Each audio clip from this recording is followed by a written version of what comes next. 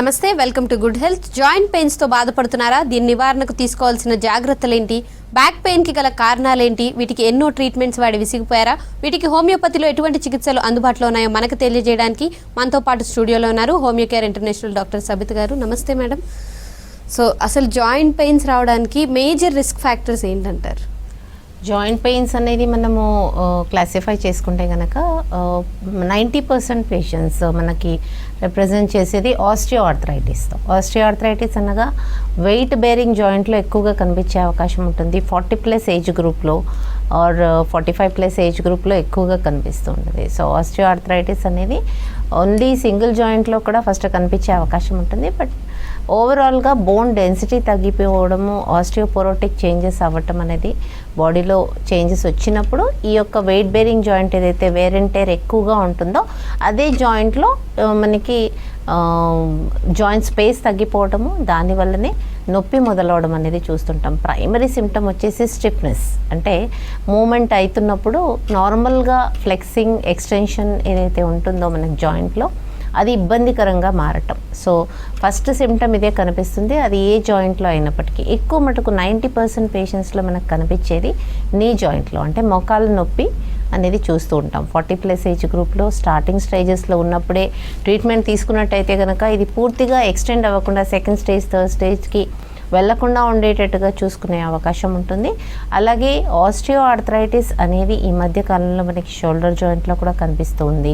అలాగే osteoarthritis of lumbar spine, అంటే నడుం ప్రాంతంలో ఉన్నటువంటి స్పైన్లో ఒకవేళ ఇలాంటి ఆస్టియోఫైట్స్ ఫార్మేషన్ అవ్వటము, డిస్క్ బల్జ్ అవ్వటము, అరుగుదలకు గురవటం అయినట్టయితే కనుక మనకి బ్యాక్ పెయిన్ వచ్చేటువంటి అవకాశం ఉంటుంది. బ్యాక్ పెయిన్లో కూడా మొదట వచ్చేది స్టిఫ్నెస్ మాత్రమే, అంటే నార్మల్గా కూర్చున్న వాళ్ళు స్ట్రైట్గా అవ్వడానికి ఇబ్బందికరంగా, అంటే చేంజ్ ఆఫ్ పోస్చర్ అనేది చాలా ఇబ్బందికరంగా మారే అవకాశం ఉంటుంది. సో ఈ యొక్క ఆస్టియోఆర్థరైటిస్ అనేది wear and tear of joint, ఎక్కువగా ఆ జాయింట్కి స్ట్రెస్ పడటం వల్ల, వేర్ అండ్ టేర్ అవ్వటం వల్లనే ఈ యొక్క ఆస్టియోఆర్థరైటిస్ అనేది రావడానికి ఎక్కువగా అవకాశం ఉంటుంది. ఇది మెయిన్గా కాల్షియం డెఫిషియన్సీ వల్ల, వైటమిన్ డి డెఫిషియన్సీ వల్ల, డీజనరేటివ్ చేంజెస్ అని చెప్పుకోవచ్చు. అంటే అరుగుదల అవ్వటం వల్లనే ఈ యొక్క ఆస్టియోఆర్థరైటిస్ డెవలప్ అయ్యే అవకాశం ఉంటుంది. 90% పేషెంట్స్ ఈ ఆస్టియోఆర్థరైటిస్తో వచ్చినప్పటికీ ఈ మధ్య కాలంలో రుమటాయిడ్ ఆర్థరైటిస్ అనేది కూడా చాలా మందిలో చూస్తూ ఉన్నాము. ఏజ్తో పరిమితం లేకుండా, అంటే ఈవెన్ ఇన్ టీన్ ఏజ్లో కూడా, అంటే జస్ట్ 10 years ఉన్న వాళ్ళలో కూడా ఈ యొక్క రుమటాయిడ్ ఆర్థరైటిస్ అనేది కనిపించేటువంటి అవకాశం ఉంటుంది. ఇక్కడ మెయిన్గా రుమటాయిడ్ ఆర్థరైటిస్ అనేది ఆటో ఇమ్యూన్ డిసార్డర్. సో ఈ యొక్క auto immune disorder CRP levels పెరిగిపోవడం, ఈఎస్ఆర్ లెవెల్స్ పెరిగిపోవడం, ఆర్ఏ ఫ్యాక్టర్ పెరిగిపోవడం అనేది చూస్తూ ఉన్నాము. ఇన్ఫెక్షన్ లెవెల్స్ అనేది చాలా ఎక్కువగా పెరిగిపోతూ ఉంటాయి. సో ఈ రుమటాయిడ్ ఆర్థరైటిస్ కూడా మైల్డ్ టు సివియర్ ఉండవచ్చు. ఎఫెక్ట్ అయ్యేటువంటి జాయింట్స్ కొంతమందిలో బిగ్గర్ జాయింట్స్తో పాటు స్మాలర్ జాయింట్స్ కూడా ఎక్కువ మటుకి పాలిఆర్థరాలజీ అంటాం, అంటే వన్ జాయింట్ కంటే ఎక్కువగా ఎఫెక్ట్ అవ్వటాన్నే పాలిఆర్థరాలజీ అంటాము. ఈ యొక్క పాలిఆర్థరాలజీ మనకి ఫింగర్ జాయింట్స్లో అవ్వచ్చు, టోస్, కాళ్ళల్లో, వేళ్ళల్లో ఉండేటువంటి అవకాశం ఉంటుంది. రిస్ట్ జాయింట్, షోల్డర్ జాయింట్, అలాగే ఎల్బో జాయింట్ కూడా ఎఫెక్ట్ అయ్యేటువంటి అవకాశం ఉంటుంది. Knee joint and hip joint కూడా. కొంతమందిలో సర్వైకల్ స్పైన్లో కూడా ఈ యొక్క రుమటాయిడ్ ఆర్థరైటిస్ చేంజెస్ కనిపించేటువంటి అవకాశం ఉంటుంది. సో ఈ రుమటాయిడ్ ఆర్థరైటిస్ సివియర్ కేసెస్లో మాత్రం వాళ్ళు డే టు డే యాక్టివిటీస్ కూడా చేసుకోలేకపోవడం అనేది చూస్తూ ఉంటాము. డే టు డే యాక్టివిటీస్ పొద్దున్న లేవగానే వితిన్ 1 to 2 hours వరకు వాళ్ళు నార్మల్సీకి రాకపోవడం అనేది చూస్తుంటాం. అంటే సివియర్ పెయిన్, స్వెల్లింగ్, జాయింట్స్ అనేది విపరీతంగా డీరేంజ్మెంట్స్, అంటే వంకర్లు పోవడం కూడా చూస్తూ ఉంటాం రుమటాయిడ్ ఆర్థరైటిస్లో. సో ఇది కూడా మనము చాలా మందిలో చూస్తున్నాం. ఇది ఆటో ఇమ్యూన్ డిసార్డర్ కాబట్టి ఖచ్చితంగా దీన్ని పూర్తిగా తగ్గే అవకాశం హోమియోపతిక్ కాన్స్టిట్యూషనల్ ట్రీట్మెంట్తో ఉంటుంది. అంటే ఈవెన్ యంగర్ పిల్లలలో కూడా కనిపించేటువంటి ఈ యొక్క రుమటాయిడ్ ఆర్థరైటిస్ని పూర్తిగా తగ్గించవచ్చు. అలాగే ఈ మధ్య కాలంలో మనం ఎక్కువగా చూస్తున్నాము గౌటీ ఆర్థరైటిస్. గౌటీ ఆర్థరైటిస్ అనగా సీరం యూరిక్ యాసిడ్ లెవెల్స్ అనేది బాడీలో చాలా రోజుల నుంచి ఎక్కువగా ఉన్నట్టయితే కనుక ఈ యొక్క ఆర్థరైటిస్ కనిపించే అవకాశం ఉంటుంది. గౌటీ ఆర్థరైటిస్ కూడా పాలిఆర్థరాలజీ కంటే సింగిల్ జాయింట్ ఎఫినిటీ అనేది ఎక్కువగా కనిపిస్తూ ఉంటుంది. బట్ ఈ యొక్క జాయింట్ అనేది టోస్లో కానివ్వండి, ఫింగర్ జాయింట్స్లో కానివ్వండి, ఒకే జాయింట్ ఎఫెక్ట్ అయినప్పటికీ చాలా సివియర్ పెయిన్, చాలా స్వెల్లింగ్ ఎక్కువగా ఉండటము, ఈ యొక్క పెయిన్ ఉన్నటువంటి పేషెంట్ చాలా సివియర్గా ఫీవర్తో కూడా సఫర్ అయ్యే అవకాశం ఉంటుంది. అండ్ పూర్తిగా ఈ నొప్పి అనేది చాలా తీవ్రంగా ఉండటం వల్ల ఖచ్చితంగా పెయిన్ కిల్లర్స్ వేసుకుంటేనే వాళ్ళ యాక్టివిటీ అనేది మొదలయ్యేటువంటి అవకాశం ఉంది. సో ఇక్కడ మనకి గౌటీ ఆర్థరైటిస్ కూడా చాలా సివియర్గా వచ్చే అవకాశం ఉంటుంది. కానీ ఈ యొక్క ఆర్థరైటిస్ డెవలప్ అయ్యే కంటే ముందు ఒక 5 years నుంచి కూడా ఈ యొక్క సీరం యూరిక్ యాసిడ్ లెవెల్స్ అనేది ఎక్కువగా కనిపించేటువంటి అవకాశం ఉంటుంది. సో ఈ సీరం యూరిక్ యాసిడ్ లెవెల్స్ మనం తీసుకునేటువంటి డైట్ ప్లానింగ్ వల్ల కానివ్వండి, ఆల్కహాలిజం ఎక్కువగా అలవాటు ఉన్న వాళ్ళలో కానివ్వండి, యూరిక్ యాసిడ్ లెవెల్స్ ఎక్కువగా ఉండేటువంటి అవకాశం ఉంటుంది. సో యూరిక్ యాసిడ్ ఎక్కువ వచ్చినప్పుడు ఇమ్మీడియట్గా దానికి ట్రీట్మెంట్ అనేది అవసరము. అలాగే యూరిక్ యాసిడ్ లెవెల్స్ నార్మల్ వచ్చే విధంగా వాళ్ళు ఆహార నియమాలు కూడా పాటించాల్సినటువంటి అవసరం ఉంటుంది. సో ఇక్కడ మనకి ఈ జాయింట్ పెయిన్స్ వచ్చినటువంటి పేషెంట్స్ అనేది ఏ జాయింట్ ఎఫినిటీ ఉంది, అలాగే ఎందువల్ల వస్తుంది, అండర్లయింగ్ కాజ్ ఏంటి, రూట్ కాజ్ ఏంటి తెలుసుకొని ట్రీట్మెంట్ ఇవ్వడం జరుగుతుంది. హోమియోకేర్ ఇంటర్నేషనల్లో కాన్స్టిట్యూషనల్ ట్రీట్మెంట్ ఇవ్వడం జరుగుతుంది. సో పర్మనెంట్ సొల్యూషన్ కావాలి మీకు మీ యొక్క జాయింట్ పెయిన్స్ కంటే ఖచ్చితంగా హోమియోకేర్ ఇంటర్నేషనల్ కాన్స్టిట్యూషనల్ ట్రీట్మెంట్ తీసుకోవాల్సినటువంటి అవసరం ఉంటుంది. ఓకే మ్యామ్, కాలర్ ఉన్నారు ధర్మారెడ్డి గారు గజ్వేల్ నుంచి. నమస్తే అండి. నమస్కారం అండి. మీ సమస్య ఏంటో చెప్పండి మేడంతో. మేడం, మాకు రీసెంట్ 1 year నుంచి ఈ కాళ్ళ నొప్పులు, మొఖాల్లో కీళ్ళ నొప్పులు, ఈ మోచేతి అది ఆల్రెడీగా ఈ రైట్ హ్యాండ్ కూడా ఈ మోచే కొంచెం ప్రాపర్ రాకుండా అట్లే తీసుపట్టుకపోయింది. ఓకే, మీ వయసు? దాని గురించి ట్రీట్మెంట్ ఎట్లా, మెడిసిన్స్ తోట అనేది. మీ వయసు చెప్పండి. మా వయసు 60 ఉంటుంది. 60. ఏ జాయింట్స్ అనేది చెప్పారు? ఇప్పుడు మీరు మల్టిపుల్ జాయింట్స్ చెప్తున్నారు, రిస్ట్ జాయింట్ చెప్పారు. అదే బ్యాక్ పెయిన్ కూడా ఉంది కొంచెం. మాకు అన్ని నొప్పులు, ఒళ్ళు నొప్పులు అన్నట్టు ఈ జాయింట్ పెయిన్స్ అన్ని నొప్పులు ఉన్నాయన్న. ఓకే, ఏమైనా టెస్టులు చేశారా మరి? ఇప్పటి వరకు అయితే ఏం చేసుకోలేదు మేడం. సో ఖచ్చితంగా మీకు diagnosis primary importance. Multiple joints involvements చెప్తున్నారు మీరు. Even though you're 60+ age, only osteoarthritis అనేది రూల్ అవుట్ చేయాల్సినటువంటి అవసరం లేదు. అంటే మల్టిపుల్ జాయింట్ ఇన్వాల్వ్మెంట్ ఉంది కనుక, బికాస్ బాడీ పెయిన్స్ ఎక్కువగా ఉన్నాయి, ఫీవరిష్ కండిషన్ ఉంది, అలాగే మీకు జాయింట్స్ అనేది రిస్ట్ జాయింట్లో ఉంది, మొక్కల్లో ఉంది, బ్యాక్లో ఉంది. సో మల్టిపుల్ జాయింట్ ఇన్వాల్వ్మెంట్ ఉంది కనుక ఖచ్చితంగా అన్ని పరీక్షలు చేయించుకోవాల్సినటువంటి అవసరం ఉంది. అందులో మెయిన్గా వచ్చేసి RA factor, CRP level, and మీకు ఈఎస్ఆర్ లెవెల్స్ చూసినట్టయితే కనుక ఈ యొక్క రుమటైడ్ ఆర్థరైటిస్ ఎఫినిటీ ఉందా అనేది చెక్ చేసుకోవాల్సినటువంటి అవసరం ఉంటుంది.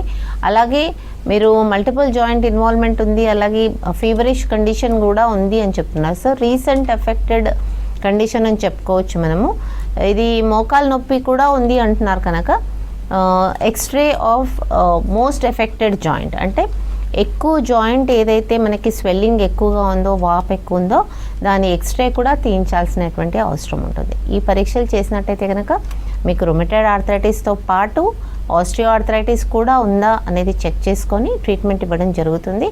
మీకు ఈ జాయింట్ పెయిన్స్ అనేది పూర్తిగా తగ్గే అవకాశం ఉంటుందండి. ఎందుకంటే చాలా రీసెంట్ నుంచే మీకు ఈ ప్రాబ్లం ఉంది అని చెప్తున్నారు కనుక పూర్తిగా తగ్గిపోయే అవకాశం ఉంటుంది. ఓకే మ్యామ్, అంటే ఈ ఆర్థరైటిక్ పెయిన్స్కి నార్మల్గా వచ్చే ఎప్పుడన్నా వచ్చే పెయిన్స్కి డిఫరెన్స్ ఎలా తెలుస్తుంది అంటారు? ఎస్, ఇప్పుడు మనకి ఇంతకుముందు చెప్పుకున్నట్టు 60+ ఏజ్ గ్రూప్, బట్ పాలీ ఆర్థరైల్జియా అంటే wrist joint, elbow joint, right hand ఎక్కువగా ఎఫినిటీ ఉంది అని చెప్తున్నారు.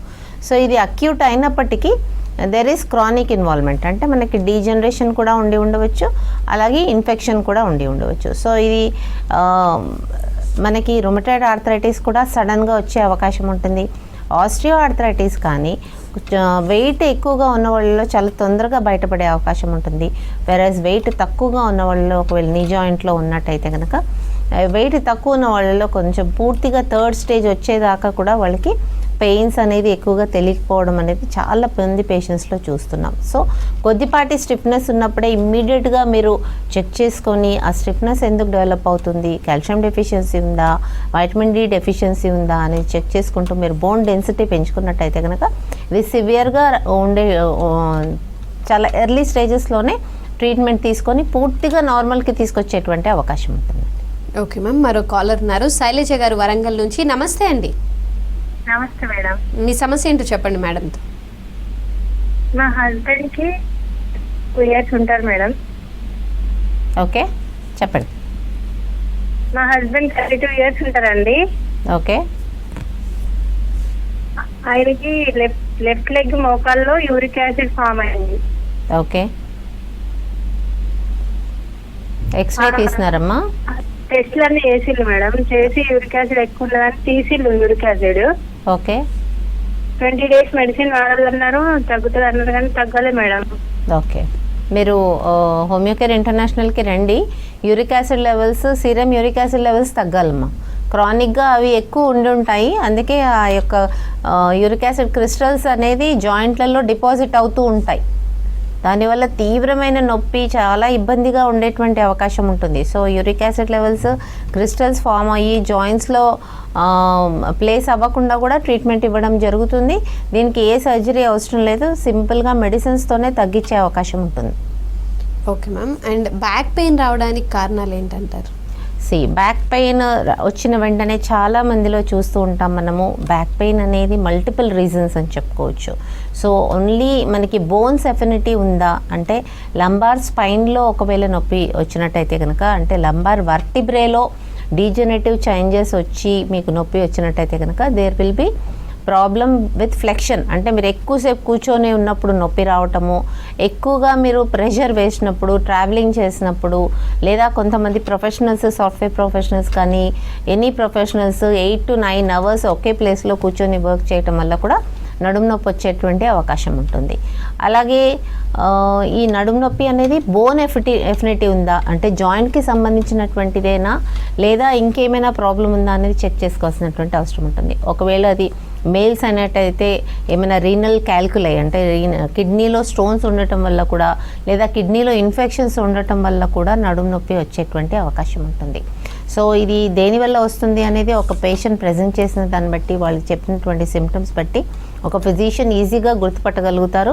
అలాగే ఒకవేళ ఫీమేల్స్లో అయినట్టయితే కనుక, ఒకవేళ నడుము నొప్పి ఇచ్చినట్టయితే maybe there is infection in genital organs, యూట్రస్లో పిఐడి, పెల్విక్ ఇన్ఫ్లమేటరీ డిజీజ్, లేదా ఆడవాళ్ళల్లో కూడా యూరినరీ ఇన్ఫెక్షన్స్, కిడ్నీలో క్యాల్కులై, స్టోన్స్, లేదా కొంతమందిలో pelvic inflammatory disease of uterus, ovaries, cervix రీజన్లో కూడా ఈ యొక్క ప్రాబ్లం ఉండేటువంటి అవకాశం ఉంటుంది. సో ఇవన్నీ కూడా మనకి అది వర్టిబ్రేకి ఆరిజిన్ ఉందా, లేదా ఇంకేమైనా లోవర్ అబ్డామినల్లో ఉన్నటువంటి ఆర్గన్స్ వల్ల ఎఫెక్ట్ వస్తుందా అనేది చూసుకోవాల్సినటువంటి అవసరం ఉంటుంది. సో నడుము నొప్పి వచ్చిన వెంటనే ఇది ఒక పెయిన్ అనేది మనకి degenerative changes in the lumbar spine అని అనుకోకుండా, వేరే ఒకవేళ సిమ్టమ్స్ ఉన్నట్టయితే కనుక, అంటే డిఫికల్టీ ఇన్ యూరినేషన్, మూత్రంలో మంట రావటము, లోవర్ అబ్డామినల్ పెయిన్ రావటము, రేడియేషన్ అనేది ఎలా ఉంది, ఈ పెయిన్ అనేది చెక్ చేసుకుంటూ ఫిజిషియన్ అనేది ఎక్స్ప్లెయిన్ చేయడం జరుగుతుంది.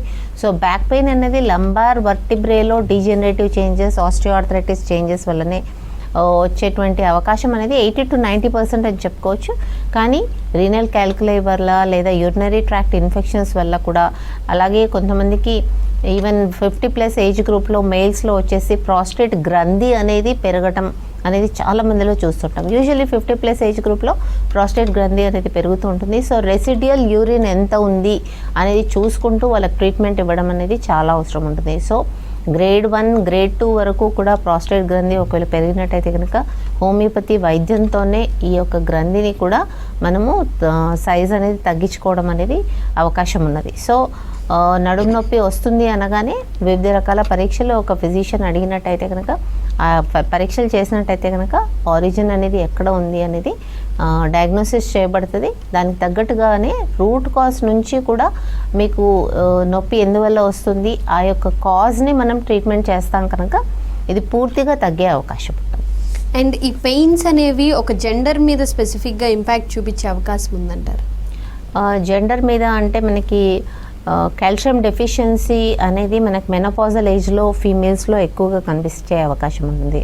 So as soon as menopause attain అయిన వెంటనే కాల్షియం డెఫిషియన్సీ రావడం, దాని వెంటనే మనకి మోకాలు నొప్పులు రావడం అనేది చాలా మందిలో చూస్తూ ఉన్నాం. సో మెనోపాజల్ ఏజ్ తర్వాత ఇమీడియట్గా ప్రతి ఉమెన్ కూడా వాళ్ళ కాల్షియం అనేది ఎంతవరకు వాళ్ళు తీసుకుంటున్నారు, వాళ్ళు ఒకవేళ డెఫిషియన్సీ ఉన్నట్టయితే కనుక విటమిన్ డి కూడా డెఫిషియెంట్ ఉన్నట్టయితే కనుక ఈవెన్ మేల్స్లో కూడా ఈ మధ్యకాలంలో చూస్తున్నాము, ఈవెన్ ఆస్టియో ఆర్థరైటిస్ కూడా మగవాళ్ళల్లో కూడా ఎక్కువ కనిపిస్తుంది. సో ఇక్కడ మనకి విటమిన్ డి డెఫిషియన్సీ అనేది కూడా చాలా మందిలో కనిపిస్తుంది. సో అది మనం మానిటర్ చేసుకుంటూ దాన్ని కరెక్ట్ చేసుకున్నట్టయితే కనుక అరుగుదల అనేది తగ్గించేటువంటి అవకాశం ఉంటుంది. అలాగే even though vitamin D normal ఉన్నప్పటికీ, కాల్షియం నార్మల్ ఉన్నప్పటికీ ఏజ్ రిలేటెడ్ అని చెప్పుకోవచ్చు. ఏజ్ రిలేటెడ్ డీజనరేటివ్ చేంజెస్ అనేది 45+, 50+ ఏజ్ గ్రూప్లో, అలాగే 60+ అటైనటువంటి పేషెంట్స్లో కూడా కనిపించేటువంటి అవకాశం ఉంటుంది. అలాంటి కేసెస్లో కూడా వితౌట్ పెయిన్ కిల్లర్స్ హోమియోకేర్ ఇంటర్నేషనల్లో కాన్స్టిట్యూషనల్ ట్రీట్మెంట్ ఇచ్చి పూర్తిగా అంటే మనకి నీ జాయింట్లో ఉన్నటువంటి ఏదైతే డ్రైనెస్, కాండ్రైటిన్ సబ్స్టెన్స్, ఏదైతే కార్టిలేజినస్ సబ్స్టెన్స్ అరుగుదలకు గురైందో ఆ యొక్క సబ్స్టెన్స్ని మళ్ళీ రీజనరేట్ అయ్యేటట్టుగా మెడిసిన్స్ ఇవ్వడం జరుగుతుంది. అండ్ అంటే ఈ పెయిన్ మేనేజ్మెంట్ కోసం జాయింట్స్లో ఈ అరుగుదల వీటన్నిటికీ అంటే ఒకసారి అరిగిపోయిన జాయింట్ అనేది మళ్ళీ రీగెయిన్ అవ్వడం స్టార్ట్ అవుతుందా, లేదా ట్రీట్మెంట్ తర్వాత జాయింట్లో ఎలాంటి డిఫరెన్సెస్ వస్తాయంట? Yes, it depends upon the case. అంటే మైల్డ్ టు సివియర్ అని చెప్పుకోవచ్చు. ఆస్టియో ఆర్థరైటిస్ అనేది ఒకవేళ మైల్డ్ ఉన్నట్టయితే కనుక స్టేజ్ 1, స్టేజ్ 2లో ఖచ్చితంగా దాన్ని మనము రివర్సిబుల్ అని చెప్పుకోవచ్చు. అంటే నార్మల్ స్టేజ్కి యాజ్ యూజువల్గా స్టేజ్కి తీసుకొచ్చే అవకాశం ఉంటుంది. But 3rd stage, 4th stage వచ్చినటువంటి ఆస్టియో ఆర్థరైటిస్ కేసెస్లో దెర్ ఇస్ ఆల్వేస్ డీరేజ్మెంట్. అంటే ఆల్మోస్ట్ మనకు జాయింట్ అనేది పక్కకు జరిగిపోవడం, బో ఫీట్ వచ్చేసేయడం అనేది చూస్తూ ఉంటాం డీజనరేటివ్ 3rd and 4th స్టేజ్లో. సో అలాంటి కేసెస్లో పెయిన్ మేనేజ్మెంట్ ఎక్కువగా ఉంటుంది. నొప్పి తగ్గడం చాలా ఇంపార్టెంట్ అలా కేసెస్లో. అండ్ వెరస్ మీకు 1st and 2nd స్టేజ్లో నొప్పి తగ్గడమే కాదు, ఆ కాండ్రైటిన్ సబ్స్టెన్స్ రీగెయిన్ అవ్వడానికి కూడా చాలా మందులు ఉన్నాయి. అవన్నీ కూడా మనకి ఇవ్వడం జరుగుతుంది. దానివల్ల నార్మల్కి వచ్చేటువంటి అవకాశం ఎక్కువ ఉంటుంది. అంటే not only going to 3rd stage, 4th స్టేజ్కి పోకుండా ఉండటమే కాకుండా ఇప్పుడు 1st స్టేజ్, 2nd స్టేజ్ ఉన్నటువంటి నీ జాయింట్ డీజనరేటివ్ చేంజెస్ని, అరుగుదలని నార్మల్కి తీసుకొచ్చేటువంటి అవకాశం ఎక్కువగా ఉంటుంది. అండ్ వర్కౌట్స్ అవి ఎక్కువగా చేసే వాళ్ళల్లో బ్యాక్ పెయిన్ కానీ జాయింట్ పెయిన్స్ కానీ రావడానికి ఎంతవరకు అవకాశాలు ఉన్నాయి, అండ్ అది ఎంతవరకు రీజన్ అంటారు? ఎస్, ఖచ్చితంగా ఇప్పుడు అథ్లీట్స్ అని మాట్లాడుకుంటే కనుక అథ్లీట్స్కి ఖచ్చితంగా దెర్ ఇస్ ట్రామా అంటే వాళ్ళకి ఇంజురీ అవ్వడం అనేది జరుగుతుంది. ఈవెన్ సమ్ షోల్డర్ జాయింట్లో మనకి టేర్ జరిగే అవకాశం ఉంటుంది, మోకాళ్ళల్లో టేర్ జరిగే అవకాశం ఉంటుంది. So there is tear from muscle to joint. ఇక్కడ మనకు టేర్ వచ్చినప్పుడు ఖచ్చితంగా ఈ నొప్పి రావడం అనేది జరుగుతుంది. ఇది డీజనరేషన్ వల్ల కాదు, ట్రామా వల్ల అని చెప్పుకోవచ్చు. అయితే ట్రామా అయిన తర్వాత, ఇంజురీ అయిన తర్వాత డీజనరేటివ్ చేంజెస్ అనేది కనిపించేటువంటి అవకాశం ఉంటుంది. Because there is disturbance in the joint.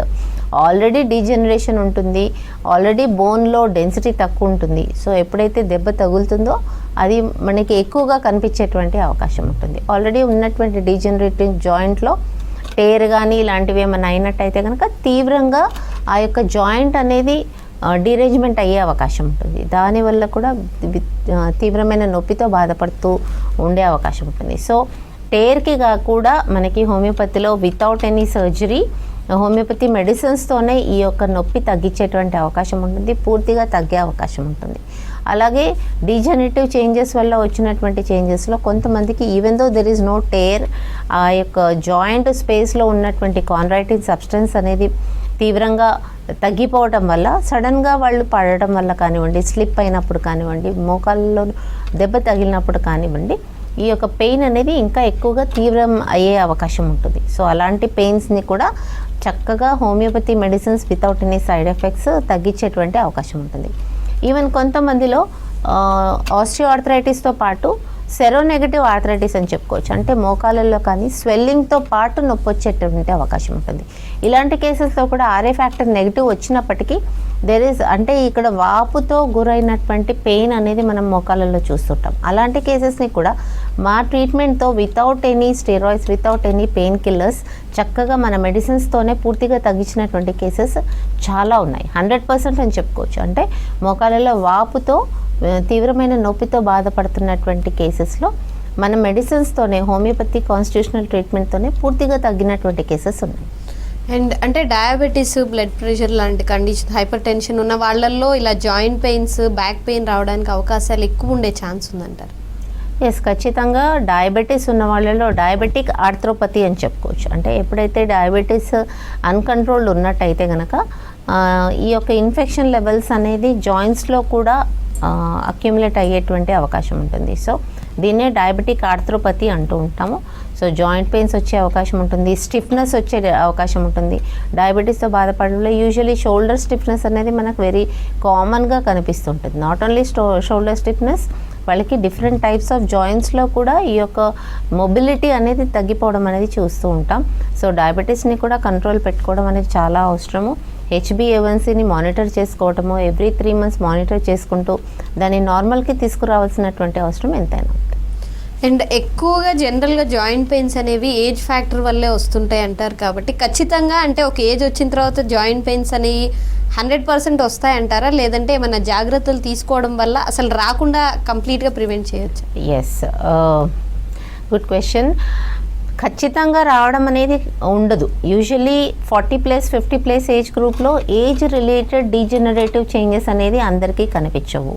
So degeneration అనేది వేర్ అండ్ టేర్ ఎక్కువ ఉన్న వాళ్ళలో అనే కనిపిస్తుంది అనేసి అనుకున్నప్పటికీ ఒక లిమిటెడ్ పీరియడ్ ఆఫ్ ఎక్సర్సైజ్, మరీ ఇంజురీ, ట్రామా ఇవన్నీ లేకుండా జాయింట్స్లో ఉన్నట్టయితే కనుక లిమిటెడ్ ఎక్సర్సైజ్ చేసుకున్నట్టయితే కనుక ఖచ్చితంగా చాలా మంచిది అని కూడా చెప్పుకోవచ్చు. ఎక్కువ వాకింగ్ చేస్తే ఎక్కువ వేర్ అండ్ టేర్ అవుతుందా అనేది చాలామంది క్వశ్చన్స్ అడుగుతున్నారు.